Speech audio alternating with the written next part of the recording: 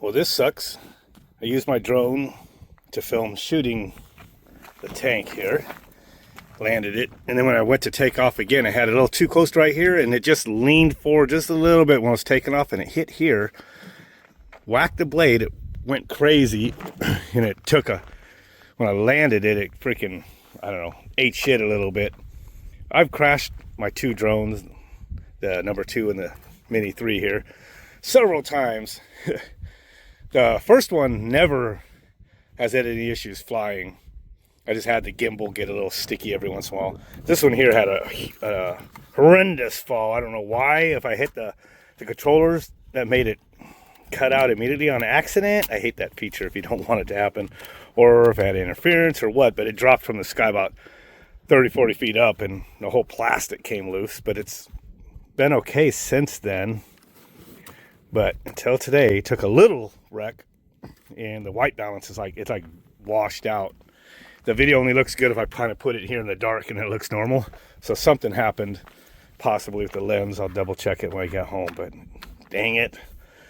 The only good thing is I think these batteries are the same on the 4 as they are on the 3, but don't quote me on that. But I hope so, because I got extended batteries for this that I invested in.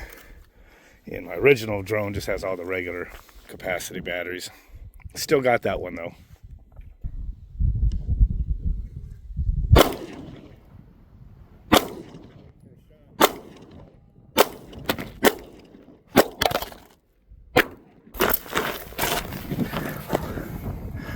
Phone fall over.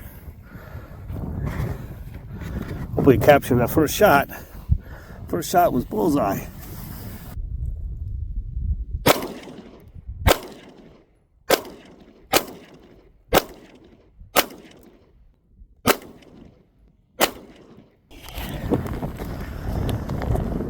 Not too bad. You can see I'm favoring low for some reason, but this is a trusty P320 M18. I'll use that second shot there. Got it. All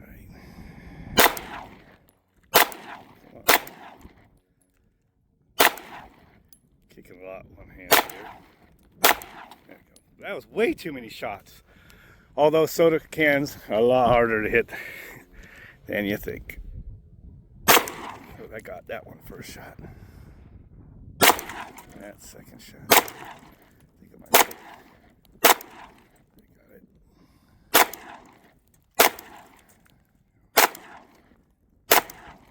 it. A second.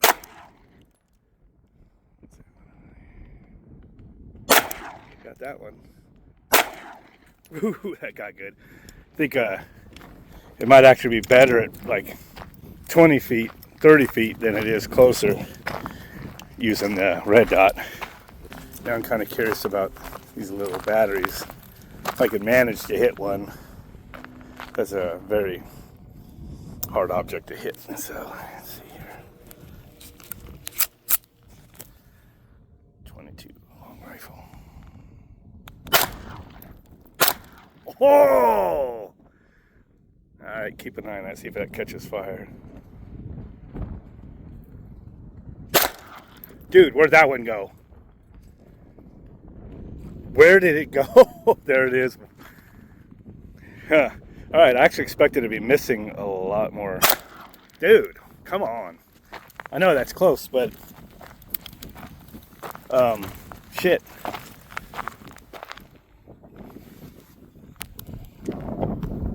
It's still a 1-inch object. Hitting them right in the middle somewhere up there. There's that one. That one. There it is. Let's see how this one hit. It blasted the shit out of it. Oh my goodness. Yeah. Did not exactly catch fire. As I was kind of hoping for. Huh. Wait. That one's smoking a little bit. Does make me feel a little better about these since there's 70 of these in each pack. Although I took these out here because I fucked them up a little bit, you know, the top tabs when I was taking them out, or a screw accidentally touched them. So I took apart a couple packs. But these are the batteries I have for my solar system. 70 of them per brick. I got 14 of those in series in each pack of them, or bundle of them. So I have like 14 times 3, 14S3P. Looks like there's just a few left. There's that battery. Oh, it's over here. Alright, let's go here.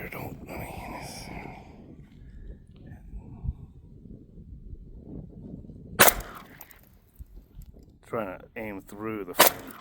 Here we go.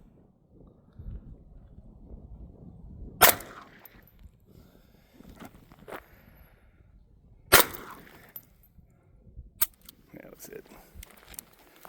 Well, shit. I'm gonna put this away and I'll pick up those 3 batteries. Collected all my trash. These batteries, I will have to say, they are all red hot. Kind of hold on to them now, so it's probably about 130, 135, maybe closer to 150, because that one was getting too hot to hold on to. Yeah,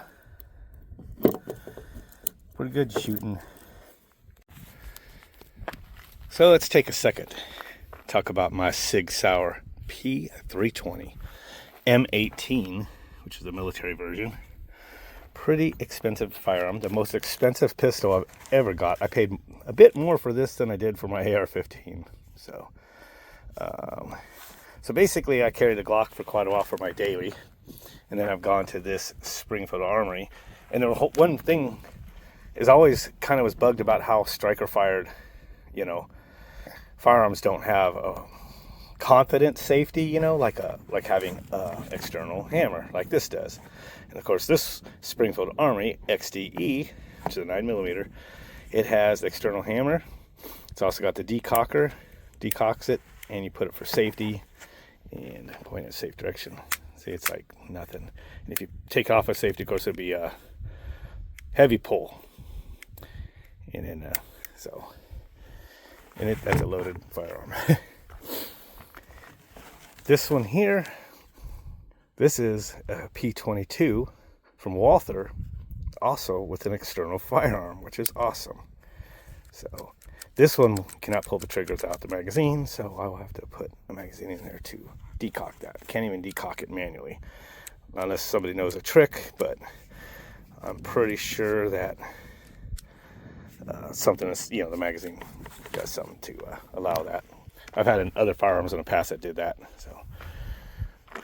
So this one here has a lot of controversy. And I bought this for my daughter's 18th birthday, so it'd be like July of 2024. I got her, she picked out a Sig Saur, she wanted it, and then while we were looking at hers, I saw this, and it looked pretty badass when I was in the store. It has this nice, red dot on it. So I wound up splurging and buying this for myself. And shortly after that, people started talking about uncommanded discharges with these things. So I started watching videos, going down that rabbit hole. But, you know, I have to say now, after I've kind of examined the firearm a little bit, watched quite a few videos on this particular model, and continued over time just to watch the videos, everybody kind of showing the uncommanded discharge, or why they think it could do it. Nobody's ever shown an uncommanded discharge, by the way, like with proof. But I'll have to say at this point, I'm not that concerned about it, because almost every video, and these are pretty popular videos, they're manipulating the firearm by shoving screws in here or whatnot to remove the pre-travel, which is, this right here is your secondary safety for the striker. And that safety on this model, at least, because this is, I guess in like 2017, 18, they changed it. So this one doesn't rely on a spring for this one lever to go back, and it's kind of like, it's a little different, and it seems to be pretty reliable as long as you probably keep it clean. Any firearm that you let get dirty, you could have something get gummed up and, like, say your safety just stays disengaged, you know, on your other striker fired Glocks, whatever, you know, and you could have where you think it's got the safety and you drop it or something and it goes off. So I wish I brought the camera stand. But so last July, like 2024, I believe it was, when one of my younger daughters turned 18, she wanted a firearm for her birthday. So at Ammo AZ, she picked out a smaller Sig Saur. I think it's the P365. So she likes it. Haven't quite given it to her custody yet because she needs to train a little more with it. But while we were there, I couldn't help but to buy this really expensive P320, which is an M18, I guess the military spec one. So, and it came with like 3 20-round magazines. Pretty awesome. Clear that again for you guys. And shortly after I got it, I started seeing all this talk about uncommanded discharges. So I was like, uh-oh. Well, I don't know if I want to carry this. And at first I'd kind of gotten this style to go inside waistband or in the pocket like this. I'm like, well, I definitely don't want this going down right at my legs. Definitely not appendix carry at the gonads. But that said, over the last year or so, you know, watching some videos here or there and people do all these tests, quote unquote, I'm kind of more at the conclusion that almost all of those are going to be like user error. And there are several different aspects of it. One of them I've learned recently is if you use this takedown and you release this and you do your cleaning and service on it, some people have been known to, like, I guess, put it back together. Let's see, show with this hand. And they'll just do it like a shortcut like this. Doing that actually causes an issue with this. And that, I'll have to take it back apart to show it to you. And it's only going to affect people where they have either some weird third-party magazines or some slop, or have done some modifications to the FCU inside or something to where this magazine is going to now go in. See, mine's not going to. Mine's not going to have the problem of me shooting it with it in this condition. So you heard that click there. So what happens is if you pull it back and put this back down, basically this sear right here does not return up. And I don't need to show you all the details because you can be able to watch a lot of videos, but as soon as you push that, you can see that the sear returned. But if you do the takedown, which the takedown drops the sear down so it clears the slide when you remove it. And then if you put this back up without doing this, and of course naturally this only pushes up in this little keyed spot right here, so if you did it and returned it without doing that first, it goes back in battery with this sear being only halfway down. You can see it's still, let's see here, side my camera's on. See the sear moving down?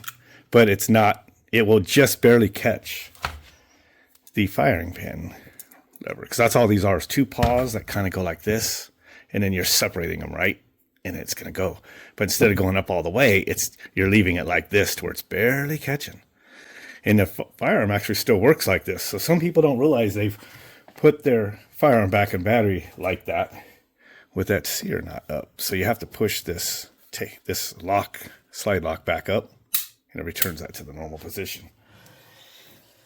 That said, as long as this safety works, this firing pin cannot push forward out of the, let's take this down, firing pin right here. It can never come out there, not unless you push the safety, and then firing pin can go there. So you could test this, release it. There's a bunch of people doing the tests, but I'm just kind of doing a little quick thing here. So this right here, see this lever right here? This lever right here pushes this lever to let the firing pin go all the way out. So what everybody's been doing, and this is the only reason I'm mentioning this, it kind of aggravates me that all these people have been doing these tests to prove that this thing has an issue with the trigger or whatever. But what they're all doing is they're pulling the trigger. And then now, once you kind of prove them, hey, if you don't pull the trigger enough to lift the arm to release the secondary safety, it's never going to fire uncommanded, because it's impossible for firing pin can never travel to the cartridge. But then they're saying, oh, well, that sucks. It should be all the way back here before that lever lifts up. Well, that's your opinion. If Glock has to go a little further, that's just the way Glock did it. If Sig Sauer does it in the first part of the, travel, that's up to them. It's not up to you. You could choose to get a firearm if you don't like that, but that's just the way it works, and there's nothing wrong with it. So you take out the pre-travel, and it's lifted that part of the way, and then as it's starting to pull the sear down, here goes the rest of that safety. And then by time, this went down all the way, that had released. So mine actually seems to take a little more pull of the trigger than some of the older ones I've been seeing in people's videos. So maybe this has already been addressed a little bit. According to what I know, this must have been made in 23 or 24, and it would be, not having the latest FCU. I guess I heard they made an update to this in 2025. So I bought this in 2024. But I'm not finding anything wrong with it. They're saying there's a bunch of different tests. I'm not going to do it in videos. You could now search for them. I just want to say that I think a lot of the people that are doing all these tests with people taking a primed casing and putting it in there and showing you wiggling the slide and everything. But before I put it back together, just to show you again, every time you put this down, it pulls this down, which drops the sear. And the sear only returns part way unless you flip that up. So the proper way, we'll put this all back together here.